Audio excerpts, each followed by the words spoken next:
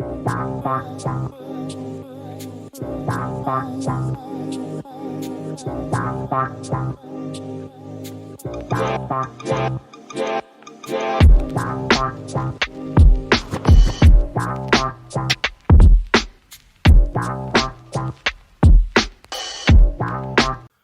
going on, everybody? This is JTR Raps, back at it again with another video. I recently stumbled upon a few hidden gems in the pro wrestling archives. This week, we're going to be looking at an episode of the Urban Wrestling Federation called Gunplay. Yes. Now, after seeing the title, my curiosity got the better of me, and I decided upon a sneak preview of UWF Gunplay. It's not what I was expecting, yet I couldn't look away. Colored me intrigued. At first listen, Urban Wrestling may sound like your run-of-the-mill wrestling promotion, but trust me when I say this will not be what you have in mind. We're in for a wild ride. The Wire meets Def Jam Vendetta meets pro wrestling. In the Urban Wrestling Federation, the ring is the new block and the block is hot. But wait, hold up. What in the hell is UWF? Let's start at the beginning. The brainchild of UWF is CEO Steve Carroll, aka Steve the Hustler, because the top execs gotta have their street aliases too, and we don't want them to feel left out. Carroll is the owner of Stonecutter Media and was the managing director for television and video for the original Extreme Championship Wrestling promotion. While lounging in a hip-hop nightclub with several of his bodyguards who were in their mid-20s and 30s, they discussed pro wrestling and talked about how they still watch from time to time.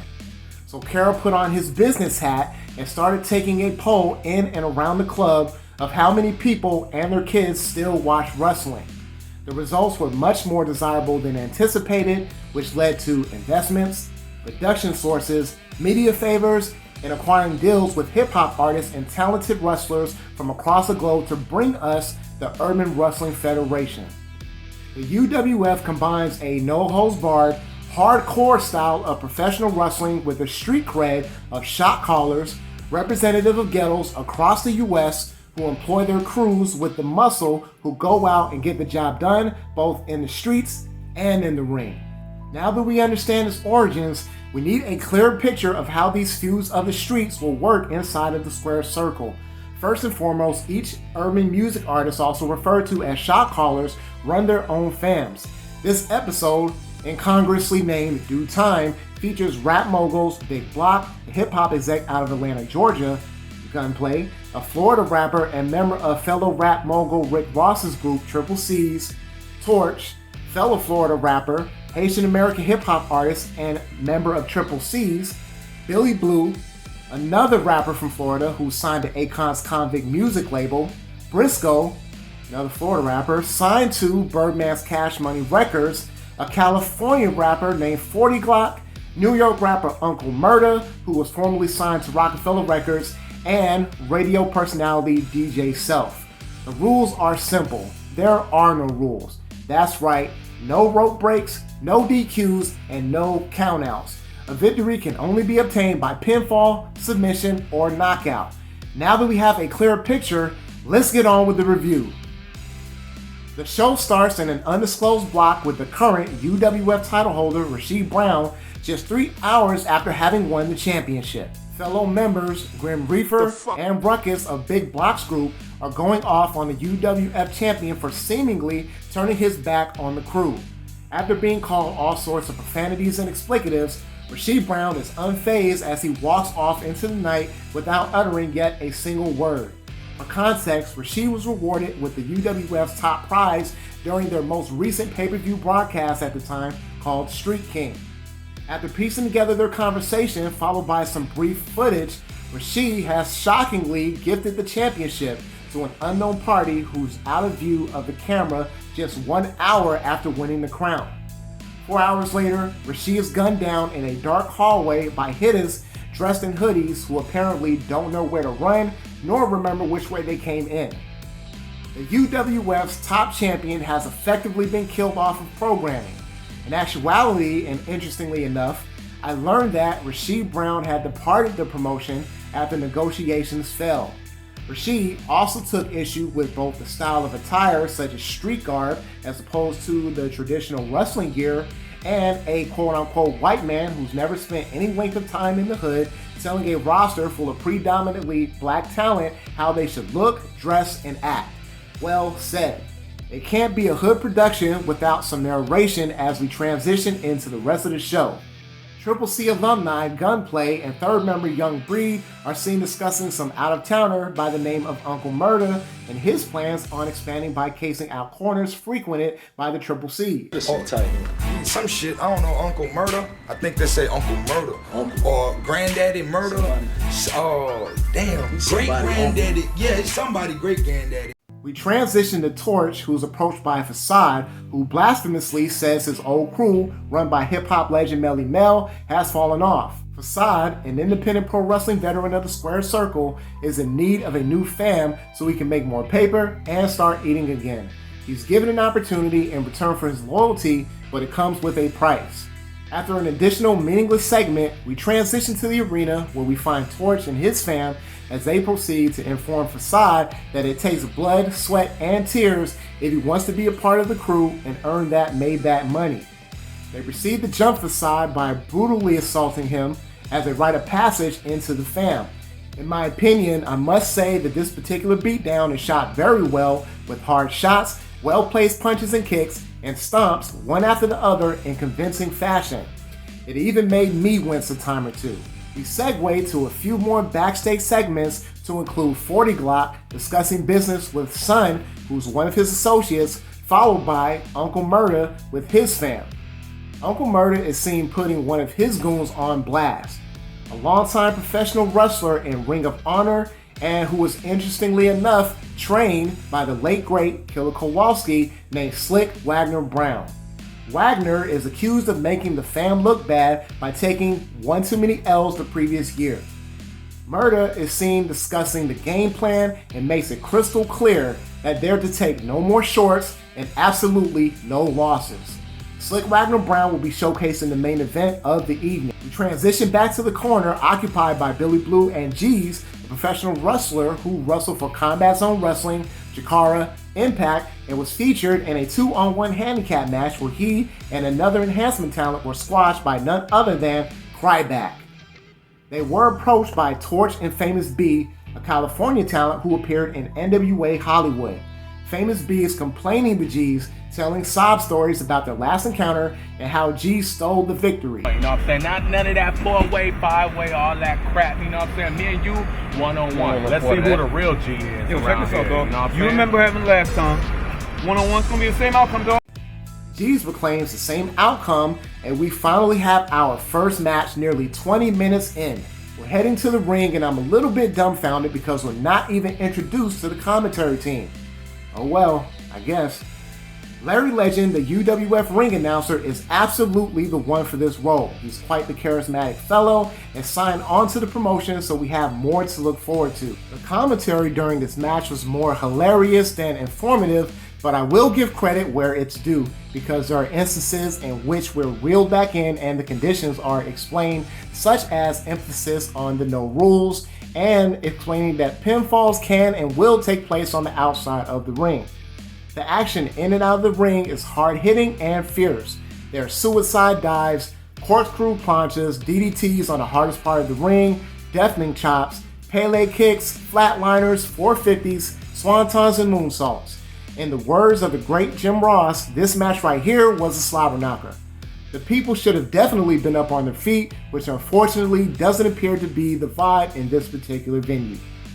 G's takes home the W after a double stomp from off the top rope from halfway across the ring. G's is attacked after the match with a hard spear by Steve Mack, an indie pro wrestler trained by Homicide who wrestled in Ring of Honor. After the beatdown adjourns, he proceeds to make himself a drink at the bar conveniently located in the seating area. We transition back to the streets from one segment to the other to include Billy Blue, who proceeds to grill Bestia, who's actually a talented luchador who's wrestled in promotions all over Mexico to include AAA. Bestia doesn't have the money that's owed to Billy Blue as the scene ends abruptly and we transition back to the arena. Briscoe makes his way down the aisle and he's accompanied by a lovely female with Ring of Honor alumni Masada in tow. Billy Blue is next down the aisle, who's accompanied by yet another lovely female and followed by Bestia. This was a classic David versus Goliath pairing, with Masada pulling off a wicked brainbuster and hellacious powerbombs, while Bestia pulled out a few impressive maneuvers such as an attempted 450 and a poison Rana, which didn't necessarily go according to plan, but he still walked away with the victory. We're back on the streets again with Grim Reaper and Ruckus discussing business. They're discussing plans to regain possession of the championship somehow and get paid. Ruckus is in the main event with Slick Wagner Brown tonight. Uncle Murder makes his way to the ring in the final match of the evening. He's accompanied by yet another lovely female and Slick Wagner Brown, who seems to be the main attraction tonight. I must say that Uncle Murder's theme is quite the banger and the best song I've heard during the entire broadcast. Uncle Murder is the man right now, bringing that out. They be calling me Jason. Oh, I'm Freddy. Ruckus gets the jobber treatment as he's already posted up inside of the ring. He's addressed by Larry Legend as the Derek Jeter of Poppin' Heaters and the Tom Berenger of Poppin' Dillinger. Yo, the Derek Jeter of Clockin' Heaters. The Tom Berenger of Poppin' Dillingers. Yo, and the Bruce Lee of... I don't know what that means, but you gotta love it. This match was definitely worthy of the main event spot on the card. It featured lots of fast-paced action from both competitors. I really liked Ruckus's backflip head scissors takedown, which he pulled off quite nicely. Lots of action taking place outside of the ring with attempted pinfalls on the floor. Wagner even placed Ruckus's neck beneath a guardrail and did a nasty looking slingshot, which is enough to make anyone wince. Ruckus pulled off some very nice acrobatic moves, from a pretty cool looking tornado DDT, which he transitioned into a bulldog, and a front handspring into a flip kick. He locked Wagner in a guillotine choke, which he just shrugged off, and followed that up with a devastating leg lariat. Ruckus pulled off a crazy looking moonsault into a leg drop, which at first glance appeared to be a botch, which means it was that smooth. With what was seemingly Wagner's final curtain call, Ruckus placed a trash can against Wagner while he was slumped against the bottom turnbuckle. Ruckus climbed the top rope and pulled off the best move of the night, hands down, the Poetic Ruckus, which can also be called a variation of the Van Daminator. They most definitely should have piped in some noises here because the fans just aren't doing it for me. This prompted some interference from Low Life Louie and Murder One, two indie pro wrestlers who previously worked in Jersey All Pro Wrestling and NWA respectively. While they work each other over, which ultimately spills outside of the ring, Wagner recovers, makes his way to the top rope, and connects on Ruckus with a hellacious looking dropkick, which sends Ruckus flying into the turnbuckles hard. We're not done yet though, because Ruckus, who quickly recovers solely off of adrenaline, rushes Wagner in a futile attempt. He's caught by Wagner, who proceeds to viciously slam Ruckus down on the canvas with an unforgiving spinebuster for the W. This was entertaining and a very hard-hitting encounter. Meanwhile, Murder One and Low Life are still battling it out, making their way outside and into the streets.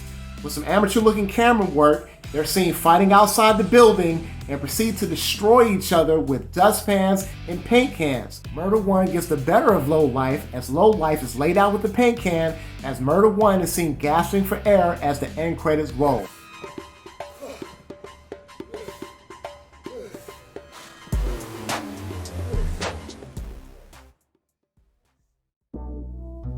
With all that being said, UWF Gunplay was indeed a wild ride, at least during the actual wrestling matches.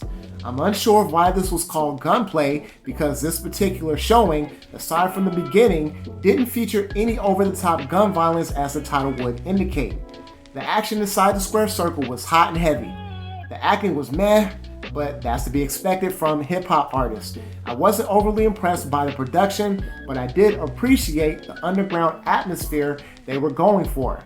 However, the fans just weren't alive for the actual wrestling, which may be attributed to all of the backstage segments they were forced to sit through, which quite frankly weren't that great. Some of it advanced the stories, others took up airtime. All in all, this was an entertaining watch. If you're looking for hard-hitting professional wrestling with some unintentionally funny segments both backstage and during the matches, then definitely give this one a try. That's going to do it for me, guys. As always, I appreciate the love. Don't forget to give this video a thumbs up, comment, share, and subscribe. Until the next time, this is JTR Raps signing out.